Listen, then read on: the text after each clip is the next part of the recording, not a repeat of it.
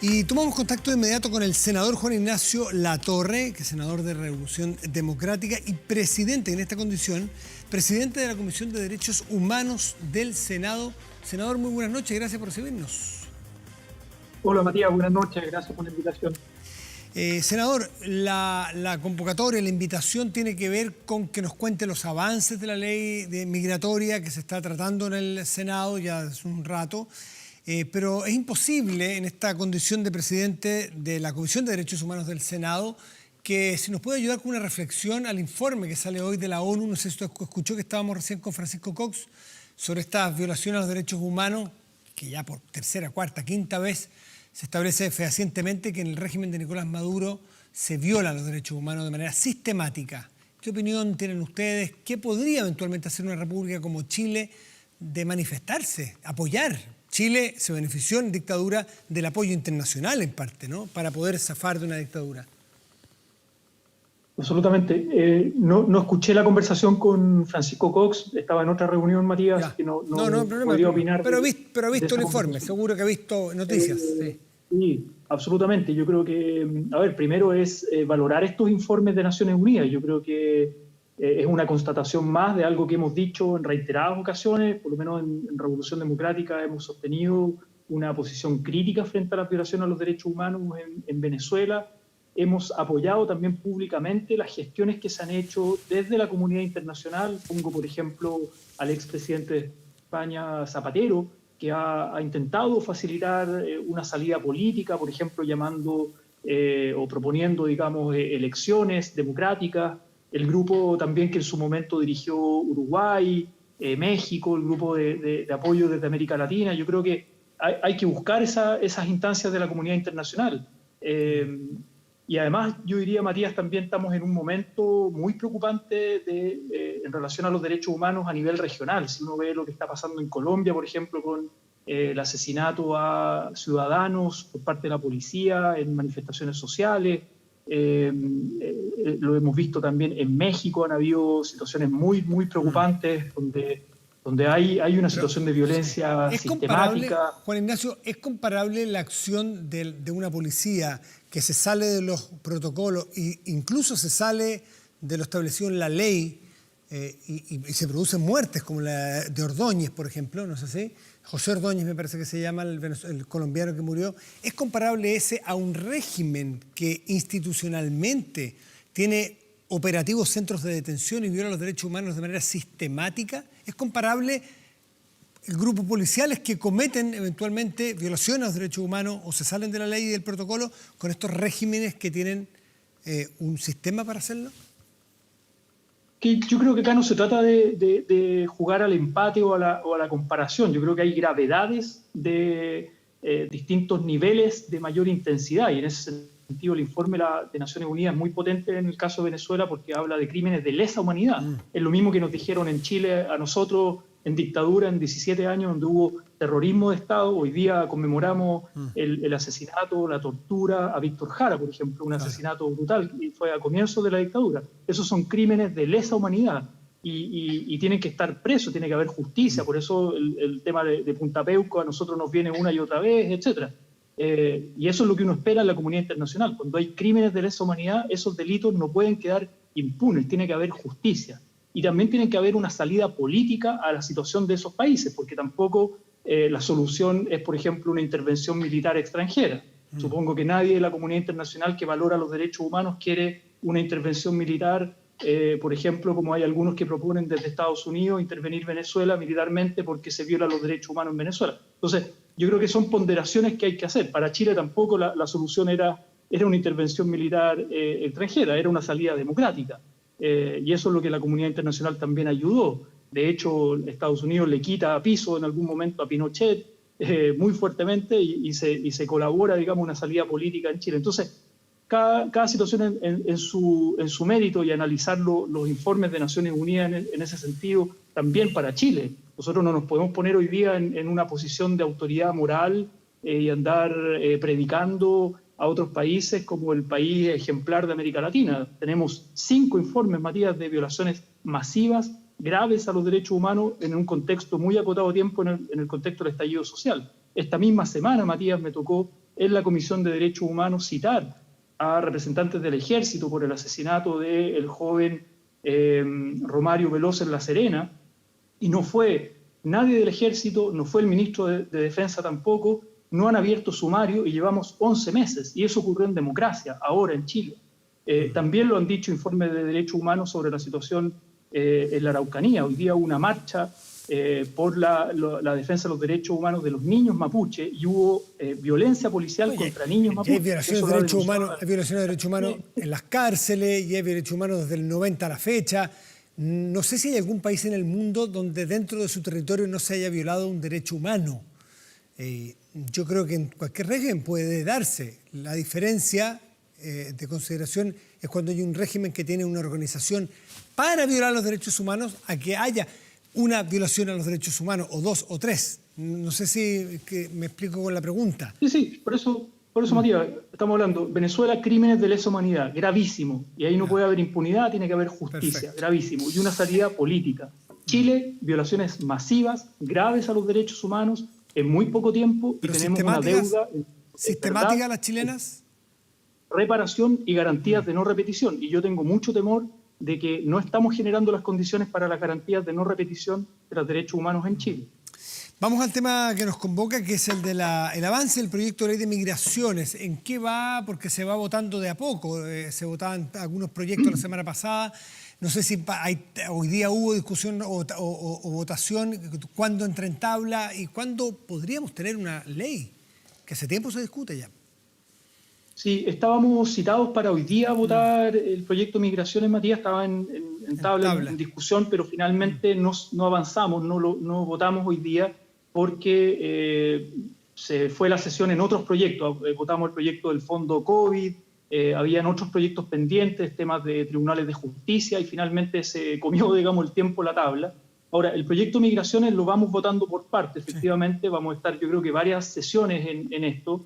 Es un proyecto largo, complejo, que tiene 3 informes en el Senado, tiene el de la Comisión de Gobierno, de Derechos Humanos y de Hacienda, por lo tanto se va votando también por parte. Hay indicaciones que se han renovado, se han solicitado votaciones separadas, varios hemos solicitado votaciones separadas desde la oposición, desde la derecha, desde el gobierno también ha renovado indicaciones. Entonces es un debate complejo que a mí me gustaría, lo he repetido muchas veces, Matías, tal vez lo hemos conversado también en la radio, sí, cuando me has invitado, pero en el fondo creo que hay que hacer la distinción de 2 cosas, en 2 niveles. Uno es, entendiendo que estamos en un momento especial de pandemia, de crisis económica, muy brutal, con fronteras cerradas, y probablemente eso tenga que permanecer así durante todo lo que dure el estado de excepción, la pandemia y la crisis económica, pero la ley que estamos votando es una ley permanente sobre migraciones para el siglo XXI que pretende reemplazar una ley que data del año 75, claro, en dictadura, en otro contexto histórico, político, donde el extranjero era visto como una amenaza a la seguridad nacional.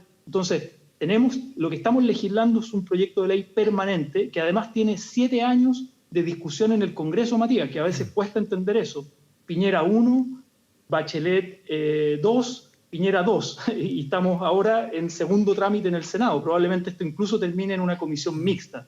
Entonces, el debate es complejo, el gestionar el fenómeno de las migraciones es complejo, genera debate, genera muchas polémicas, digamos, pero la ley es una ley permanente para el siglo XXI, claro, no para la pandemia. No, por supuesto, es una ley que tiene que durar muchos años, tiene que ser un marco general, ¿no es cierto? No una excepción constitucional. Uno de los temas más polémicos que ha generado roces, conflictos, incluso dentro de la oposición hay distintas miradas, tiene que ver con esto que le han llamado el turismo laboral, ¿no es cierto? Hasta ahora una persona puede venir a Chile a hacer turismo, a mirar, qué sé yo, la linda costa chilena, y estando adentro de Chile buscar trabajo y quedarse trabajando y cambiar su estatus. Lo que se busca, y lo que busca el gobierno, entiendo en el proyecto, es justamente que uno pueda venir a hacer turismo naturalmente, pero quien encuentre trabajo no lo puede hacer en ese cambio de visa estando aquí adentro, sino que tiene que buscar con visas consulares en los países de orígenes y pedir explícitamente permiso para venir a buscar trabajo. ¿Eso es más o menos así? ¿Y ustedes qué opinan al respecto? Sí, Matías, mira, acá lo que hay es tratar de sincerar una realidad que ocurre no solo en nuestro país, sino que en otros países. Por ejemplo, yo mismo viví en Barcelona 3 años, que es un país que recibe muchas migraciones, y ahí ocurría, y en Europa pasa mucho también, que la gente llega con visa de turismo y luego se queda, porque en el fondo el motivo del viaje no era el turismo, sino que el motivo era búsqueda de oportunidades laborales. O pasa con estudiantes también, que van con una visa de estudios que dura 1 año y luego, en el fondo, gente que busca estar un tiempo más y oportunidades laborales. Ocurre también en Chile, nos pasa a nosotros también. Este es parte del fenómeno de las migraciones en el mundo moderno.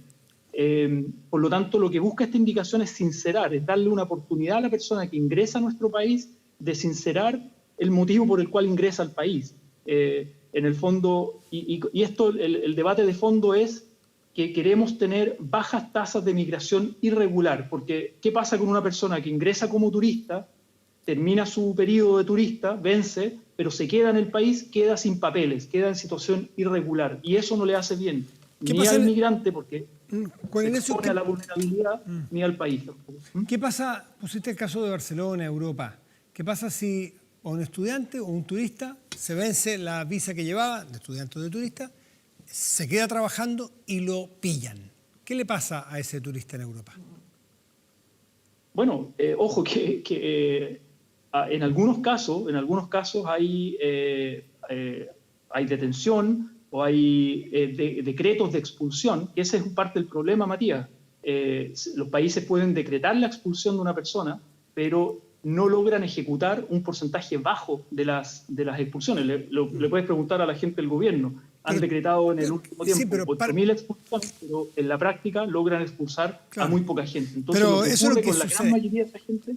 Es que quiero saber, la norma chilena y la posición de ustedes es que si alguien viene tramposamente a buscar trabajo, no diciendo que viene a eso, viene por turismo, viene y se queda porque lo que venía era buscar pega, entendemos solidariamente que si se viene a buscar pega aquí es porque en su país la situación está muy compleja y tiene una familia que alimentar. Toda esa empatía humana, sin duda que es insolayable. Dicho eso, ¿qué es lo que a tu juicio debiera pasar con una persona que viene de una manera torcida a buscar trabajo sin decir que viene a eso y se le fiscaliza y se le pilla? ¿Qué debiera hacerse a tu juicio, idealmente?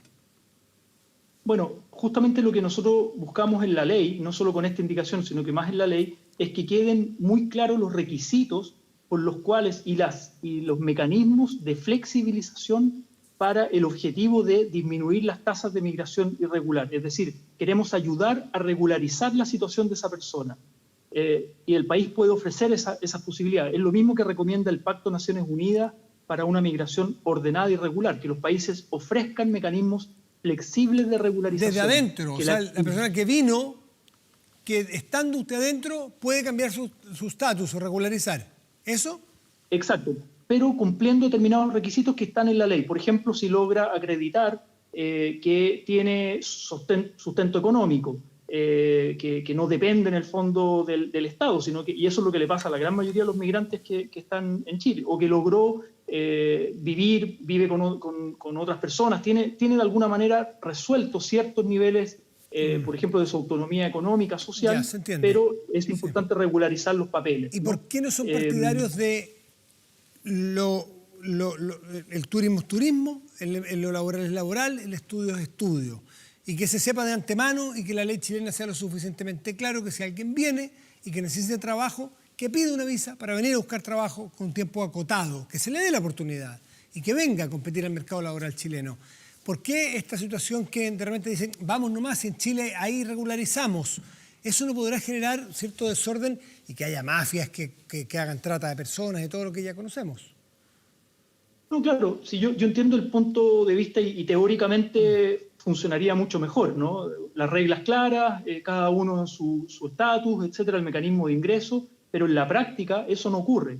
Le puedes preguntar a Estados Unidos. Estados Unidos tiene una política migratoria muy restrictiva, muy exigente, con las cosas y los papeles muy claros, pero tiene altas tasas de migración irregular. Es decir, a Estados Unidos entra igual gente de manera irregular, se queda de manera irregular, y están lo que se llama en negro, ¿no? Como en cifras en negro. Y eso finalmente los expone a la población migrante a explotación, abusos, pero también expone a la sociedad receptora, digamos, a dinámicas de segregación, de exclusión, que después son muy difíciles de gestionar. Por eso es que el Pacto de Naciones Unidas, que yo lamento que Piñera no quiso firmar el 2018, lo mismo que Trump en Estados Unidos, no quisieron firmar ese pacto que propone una serie de mecanismos, objetivos, buenas políticas migratorias para disminuir las tasas de migración irregular. Pero obviamente el Estado tiene el último recurso, que es expulsar a personas que no cumplen ninguno de los requisitos o que están cometiendo delitos, etcétera, pero pero cumpliendo un debido proceso, que eso tiene que quedar por ley, evitar la discriminación arbitraria de los gobiernos de turno, eso tiene que quedar por ley. Por eso hablábamos al comienzo que es muy importante una ley permanente para el siglo XXI. Pero no es discriminatorio. Es muy claro todos los requisitos. Senador, no es abusivo con las personas de países que están viviendo situaciones complejísimas, por ejemplo Haití, por ejemplo Venezuela, que se vienen porque están desesperados, no eligieron dejar su país ni su familia. No es abusivo decirle, venga con la visa que quiera, aquí lo regularizamos, y no es mejor ser honesto y decirle, mire, acá no venga, porque en este momento no tenemos las condiciones laborales. Por ejemplo, ahora en Chile, no tenemos las condiciones laborales. Usted aquí no lo va a pasar bien. Usted aquí va a entrar en negro, van a abusar laboralmente de usted, van a explotarlo, le van a pagar menos, porque hay mucho desempleo en Chile en este momento. Pero entonces busque visas laborales cuando tengamos condiciones de ser empáticos y receptivos. A mí lo que me llama la atención es que la ley se haga cargo de una irregularidad. Era cuando había, ¿se acuerdan la discusión de la ley de divorcio? Entonces decían, no importa, mintamos. Es que la ley no puede ser una ley que se ampare en la mentira. Tiene que ser una ley que diga la verdad. Permitamos que se divorcie la gente si se quiere divorciar. Son grandes. No, es que va a haber más divorcios si es que ley de divorcio. No, entonces quedémonos en la mentira. Eso es lo que me llama la atención. Una ley que incorpora la mentira en su forma de actuar. Yo no creo que el Pacto de Naciones Unidas para una migración ordenada y regular incorpora la mentira, sino que trata de hacerse cargo de una realidad que existe, que es la migración irregular, que incluso son los pasos no habilitados. Senador, tú puedes decir, oye, yo no voy a aceptar a ninguna... No digo Naciones Unidas miente, me refiero a cuando veíamos esos aviones llenos de inmigrantes que estaban pasando lo pésimo, sufriendo, venían con sus carpetitas amarillas. Es una mentira porque no venían de turismo. Lo sabían ellos, lo sabíamos nosotros, lo sabía la Policía de Migraciones, lo sabían todos. Lo mismo que los divorcios, todos lo sabían. Sin embargo, la ley miraba por otro lado. Eso me refiero con mentira. Es que la ley nuestra, la ley del año 75, es una mala ley y tenemos una institución obsoleta en términos de migraciones, por eso es que hay que modernizarla, pero hay que incorporar estándares modernos también de derechos humanos, a propósito de lo que estábamos hablando al comienzo de la entrevista. Y uno de los objetivos que hay que luchar en el mundo, y por eso esto requiere también cooperación, colaboración, por eso es importante firmar los pactos de Naciones Unidas, firmar los acuerdos multilaterales. Por ejemplo, el acuerdo de Escazú, paso el dato a propósito del canciller Alamán, que está muy bien firmar tratados de libre comercio, pero también acuerdos multilaterales en materia de justicia ambiental, de derechos humanos. ¿Por qué? Porque el tráfico de personas existe, la trata de personas existe, y hay que luchar con esas vulneraciones de los derechos humanos, pero de manera con cooperación multilateral y además con legislaciones modernas. Entonces, estos mecanismos ayudan justamente a evitar eso, Matías. No es mentir, es hacerte cargo de una realidad que existe. Ahora, insisto, estamos en una crisis económica, hay que cerrar fronteras, hay que tener políticas más restrictivas, perfecto, y por eso podemos acordar en una comisión mixta con el gobierno algún artículo transitorio que mientras dure esta crisis, esta situación, la ley queda de alguna manera suspendida, porque la situación económica no da para hoy día recibir a la población. Eso es honesto, es decir, lo sentimos. No podemos ahora. Feliz los ayudaríamos, feliz los recibiríamos, pero este no es el momento. Eso es lo honesto. Entonces, no vamos a dar visas de trabajo durante 6 meses, las vamos a dar cuando podamos darlas. Pero no venga como turista y a trabajar, porque si no, nos desbarajusta todo. ¿Sí? Yo estoy de acuerdo con eso, Matías. Y de hecho, el Banco Central de Chile, hace un año atrás, decía los migrantes aportan 4.000 millones de dólares al año en Chile. Aportan al PIB, incluso desde los fríos números económicos. El sistema económico chileno necesita mano de obra migrante. El tema es cómo la gestionas, la ordenas, la regulas, respetas los derechos humanos, porque también nosotros tenemos compatriotas chilenos en el extranjero que han decidido migrar en mayor cantidad a los extranjeros que han venido a Chile, y también queremos que los respeten en su dignidad y sus derechos humanos, que implica reciprocidad, cooperación internacional, mirando el siglo XXI, porque migrar es un derecho humano y hay una sola raza humana. Si el racismo finalmente es una construcción y un prejuicio ideológico, diría yo, pero la raza humana es una sola. Ese es un acuerdo civilizatorio. Por eso es importante hablar también desde una perspectiva de derechos humanos. Juan Ignacio Latorre, senador de Revolución Democrática y presidente de la Comisión de Derechos Humanos del Senado. Muchísimas gracias por esta conversación, senador. Que esté muy bien. Muchas gracias, Matías. Buenas noches. Chao. Que esté muy bien. Muy buenas noches.